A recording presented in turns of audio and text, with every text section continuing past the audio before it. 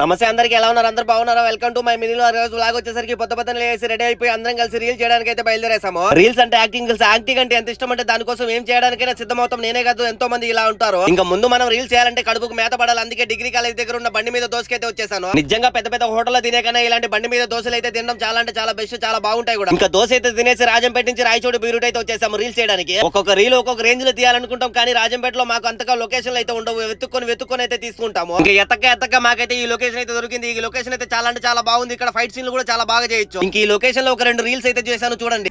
కత్తి తీసుకుని కసక్కమని లోపలికి దించి బయటికి లాగి రక్తం చూసినప్పుడు ఏం నేర్చుకునేరో నువ్వా? వ్యాపారం అనేది ఎప్పుడు చేసినా 2 శివురు మధ్య ఉంటదే, దాన్ని వాడే ఎవడైనా వ్యాపారం చేయాలి. చూసారుగా ఎలా చేసామో. ఈ 2 రీల్స్ చేయడానికి చాలా అంటే చాలా కష్టపడ్డాం, ఎందుకంటే ఎండలు భయంకరంగా ఉన్నాయి బయట. ఇంక ఈ రీల్స్ చూడాలనుకుంటే మన ఇన్స్టాగ్రామ్ పేజ్ లో అయితే ఉంటాయి, ఒకసారి చూసి మాకు సపోర్ట్ చేయండి.